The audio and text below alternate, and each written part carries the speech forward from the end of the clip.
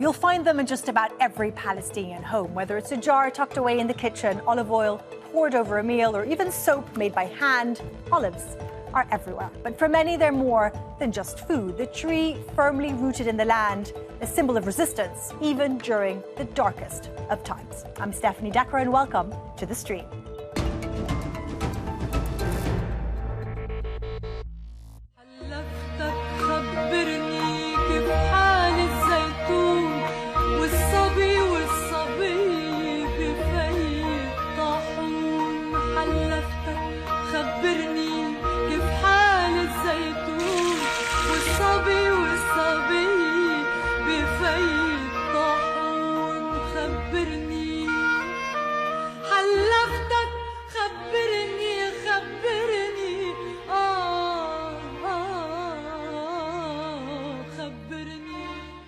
It's olive harvest season, a celebration of the land, heritage, identity, woven into poetry and even art.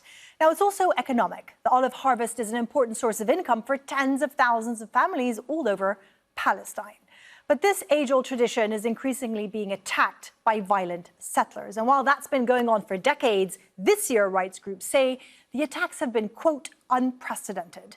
Now, how are Palestinians defying attempts to uproot them? Well, to discuss that, we are joined by Sami Huraini. He's an activist from Sharif in the occupied West Bank. And we have Sharif, a Palestinian-American food blogger, and she is in Sacramento, California. Sami, if we can start with you, I want to take you back to your childhood, perhaps. What are your memories? Did you harvest olives with your family?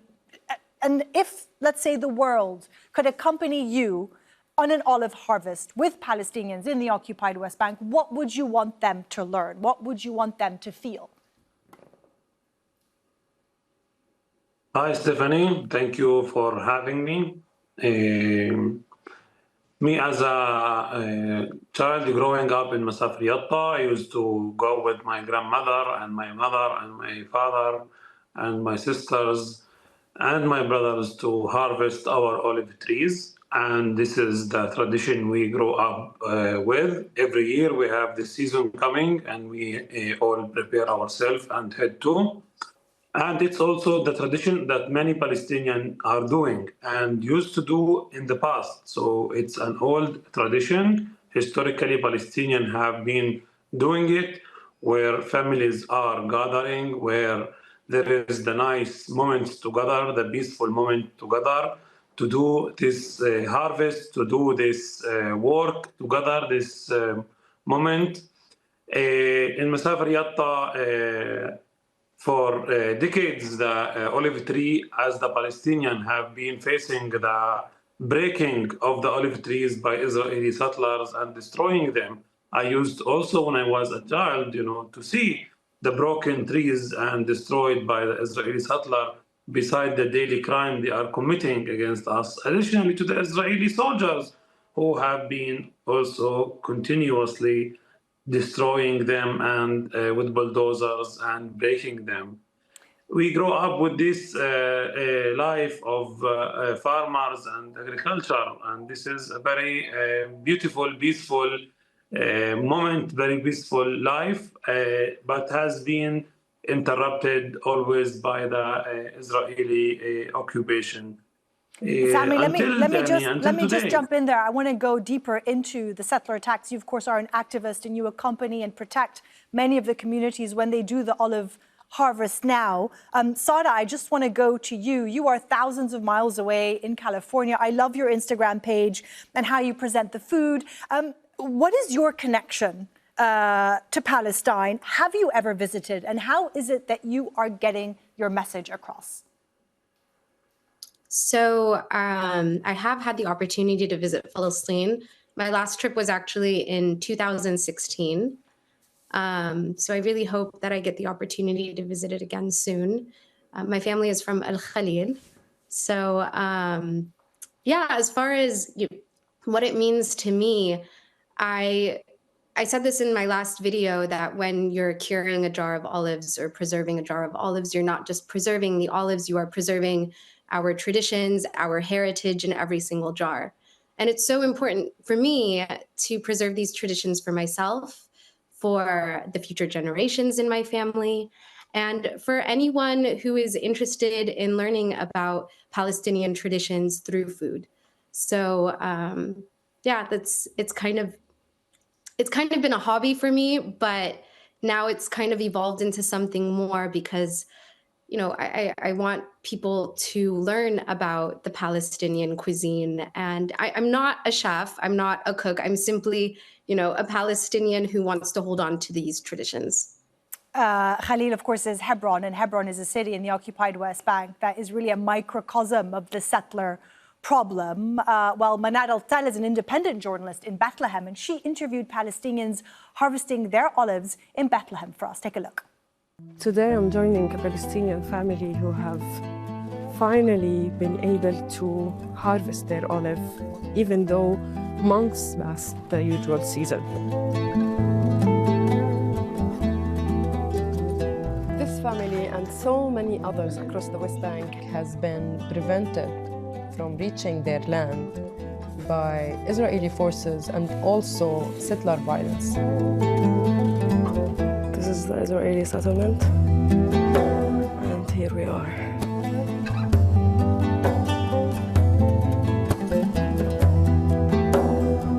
يجوا قلنا الناس بتشبوا الزيتون على الأرض، بيجوا الجيش مش المستوطنين، الجيش اللي بيجوا. تيجي تخش الأرض بيجوا يحتكلوك طوالي بضربوك. ما قدرنا نخش إلا لما جيتوا أنتم.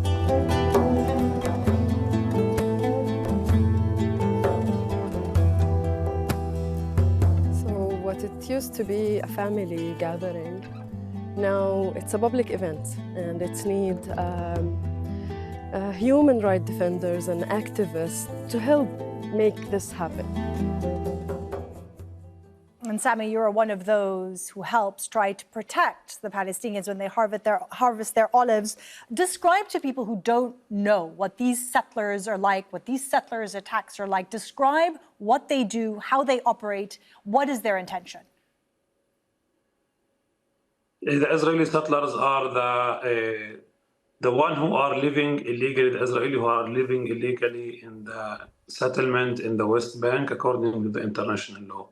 The Israeli settlers are living in a stolen Palestinian land and continue to steal more and more Palestinian land, and by the help of the Israeli army and the Israeli police, by all the ways, by force, by any way possible, they are trying to take the land from the Palestinian, and always they are organizing these attacks and organizing these pogroms toward Palestinians, Palestinian villages, towns, and also toward Palestinian fields, Palestinian trees, in order to ethnically cleanse the Palestinian land, in order to evict and kick away the Palestinian from their land, and in order to take over the land. The act of also, besides it's a tradition to harvest the olive trees, it is also an act of resistance. Also working the land, being in your own land, it is an act of resistance to defend and protect your own land. And that is the settlers' goal. In order to chase you away from your land, they are using all the violence, all the terror they can and they have. And especially today, the settlers are fully covered by the Israeli government more than any time ever. The settler violence existed since decades, but today the settler violence are the most time it's protected on ever, and settlers continue to aggressively attack Palestinian everywhere they are, evicting them from their villages and from their land, preventing them from harvesting their olive trees. Now, these settlers are extremely violent, often armed and protected by the Israeli army. Listen to this. Hey! Hey! Now, last month, the video of an Israeli settler beating a Palestinian woman while she was harvesting olives went viral online. Let's listen to Afaf Abu Alia, who you see being beaten in that video. انضرب على أولادي حجر، طلعت أشوف بكت في السيارة، فشرت منهم بضربوا فيا. بلش في هالعاصي وين ما جاي يضربوني. ما هو جيتهم جيت قتل، صار مهم بيجي 20 واحد. كلهم مش بس واحد يضربني، بس بكاش حدا في يصور، صار اللي يضربوني. بعدين اجى الأجنبي، بالتالي صار أول شي يضربوني على راسي وعلى ظهري وعلى هياتي وعلى جرياتي، وهنا حد ضربوني فلكوا ليتي. Sami, how important is it for people like you, and I know you also work with foreign volunteers who come to help activists, also Israeli Jewish activists at times. How important is it for people like you to be there, to document this, to film this? Is it making a difference?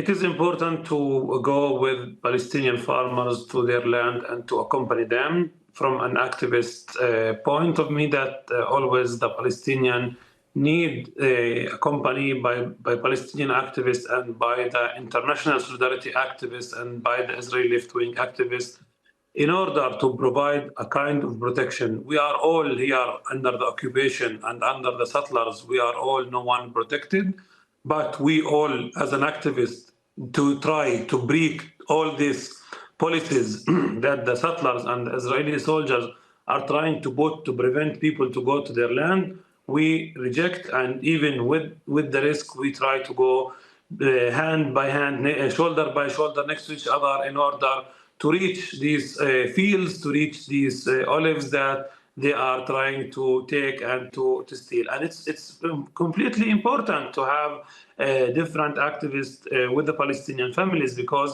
always the Israeli settler love to have this open space only to find the families alone, to beat them, destroy them, and destroy their olive trees. And usually these attacks are violent, and not all the time families are able to document, or sometimes they are threatened also. You know, some of the attack happen where there is the Israeli soldier with them, and the Israeli soldier prevent Palestinian farmers from filming and from documenting these crimes. Before the documenting, before all of this, the important for us and for me personally as an activist, that Palestinians should keep trying to go and to reach to their land. It's our land. We have the right to go to our land. The occupation continue to prevent us with all the terror ways, by the settler violence, by the Israeli army brutality, but we should continue to reject, and we encourage families to go. It's risk, but we should take the risk because it's our land, it's our olive. We have to defend it and protect it.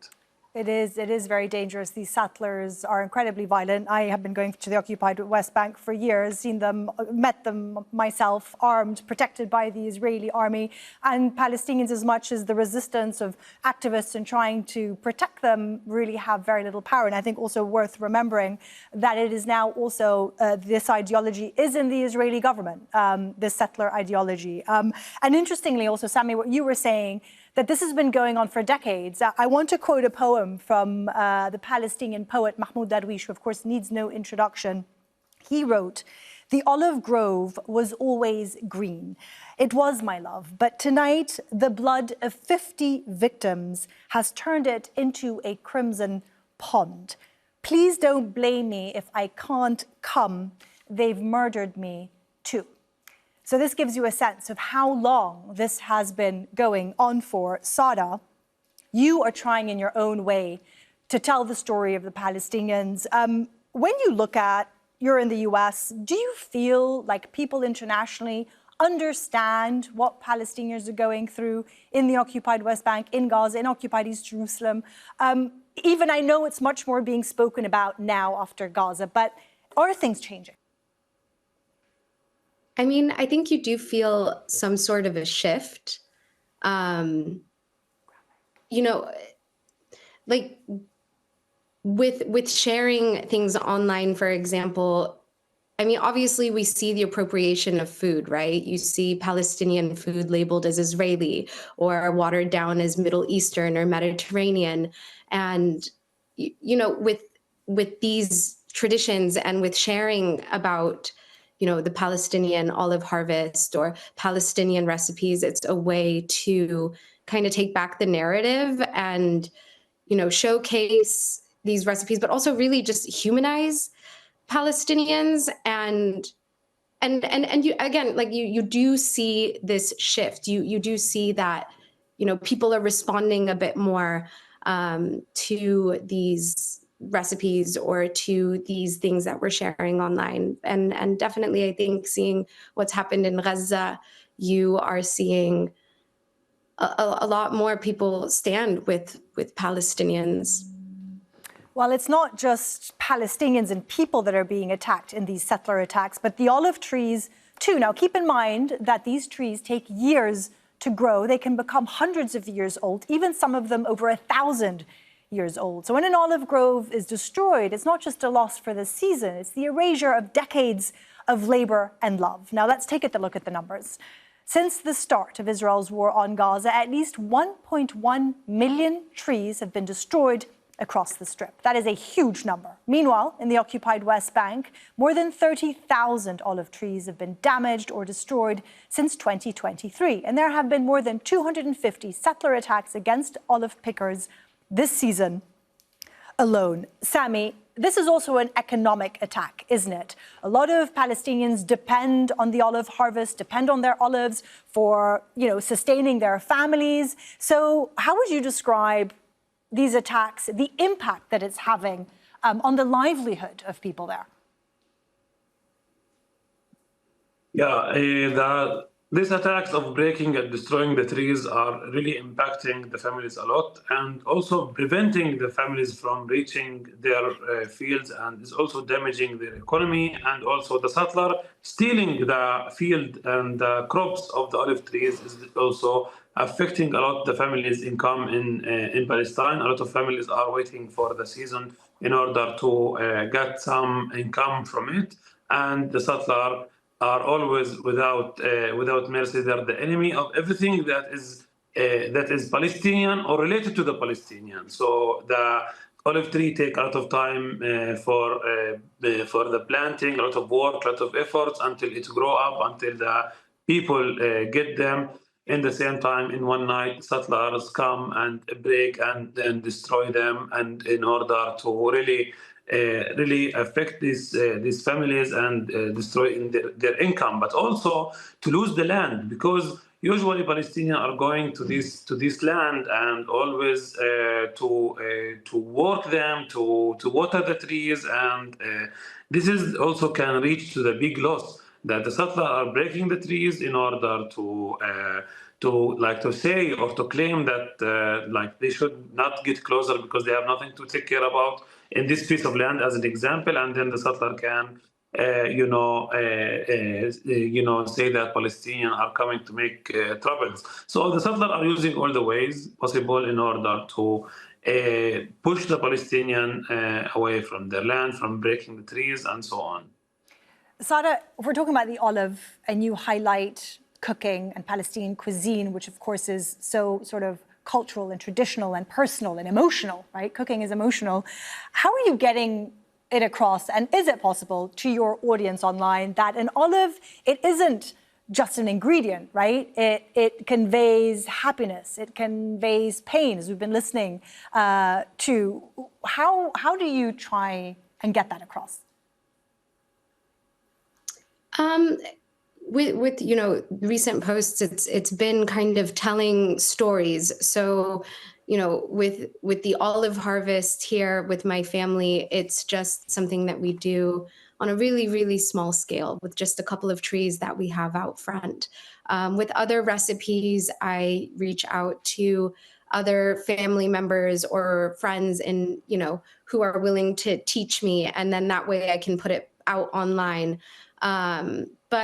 But yeah, with this olive, it's just going back to the fact that it's more than just this fruit. It's tradition, and no matter where a Palestinian is in the world, we're going to be connected and really grounded in these traditions. And I even feel like, and seeing this within my own family, as far as like the olive and the olive trees are concerned, if we move into a new home or a relative moves into a new home, the first thing we do is plant an olive tree. Recently, with a family friend, Her mother passed away. The first thing my mother did was gift her an olive tree to plant in her mother's name. So it's always going back to the olive. And for me, it's just a matter of trying to share these stories online and trying to, again, humanize Palestinians through food and through our traditions. I think those examples of planting the tree does convey so powerfully, right? The emotional and the powerful connection of the olive tree. Well, activists from several organizations, including Rabbis for Humanity and Standing Together, have been protecting Palestinian farmers from attacks in this effort in the activists to protect those who harvest the olives. Some are there every day, like Alon Lee Green. Take a listen to him. We are here at the Palestinian village of Deir Istia in the West Bank. I'm currently on a tree helping the Palestinians here with their annual olive harvest, while settlers are coming from the next settlements armed with stones and sticks, and they come and they are extremely violent. And when the army comes, they protect the settlers, and they are allowing the settlers just to riot and to just do pogroms. We are here to show solidarity with the Palestinians, to be in protective presence, to allow Palestinians just to have their livelihood, to have their income, to be allowed to just harvest their olives and to be in their own land. Sami, how do you see things going from here? The illegal settlements have expanded. Settler violence is increasing. The UN has described it as the worst in 5 years. How would you describe your West Bank today?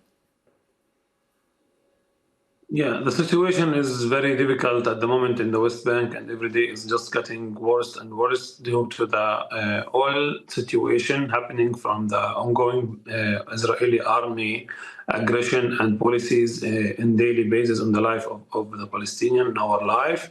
First of all, the Israeli army are continuing with more and more closures and more of home demolishing and more of murdering Palestinians across the West Bank. Additionally to that, the Israeli settlers continuing to grow up and establish a new settlement and steal more and more of Palestinian land. This is putting the situation in a very difficult moment and very difficult situation. And we talk about everyday settler violence, everyday attack, everyday problems in Masafir Yatta. We are like every day waking up in attacks and disasters by the settlers against us, against our communities, against our properties. Sami, because it's not just against the olive harvest and olive trees, right? You're also experiencing, particularly in Masafir Yatta, settler attacks on where you're living, families, homes. Definitely, the attacks are very brutal. By settlers, they are burning homes, they are burning cars, destroying fields, destroying everything. Everything at the moment is under a fire, under attack by the settlers. Yesterday, one settler did a checkpoint at the entrance of my village of Twani, and in Masafir Yatta, he was armed without anyone. Just the settlers are doing now checkpoint, and the situation is escalating and getting really worse and worse. And again, we confirm the Israeli army, the Israeli settlers are together, hand in hand, working very hardly to ethnically cleanse Palestinians from Area C. That's their main big goal, establishing more and more of Israeli illegal settlements and outposts, and steal more and more of the Palestinian land. Israel right now is, I think, very happy about the situation and very happy about the status quo, and they are just getting more escalate. For us in Masafir Yatta, we say today is better than tomorrow, which is very difficult days, difficult moment, and this is all across the West Bank. We see a lot of villages have been ethnically cleansed, erased, evicted by settler violence in the Jordan Valley and near Ramallah, and it's still happening. It's still happening due to this terror, because this terror continue while there is no accountability. When no one is held accountable for any crime he do, he just gonna continue. And that's what's happening right now in the West Bank and in all Palestine in general, that there is no accountability, and the Israelis are just getting more brutal and continuing. Well, we're out of time, and we're going to end the show with another very famous quote from the Palestinian poet and author Mahmoud Darwish, where he writes, "If the olive trees knew the hands that planted them, their oils would become tears." Well, Sami and Sada, thank you very much for joining us today, and thank you for being part of the conversation, and I'll see you soon.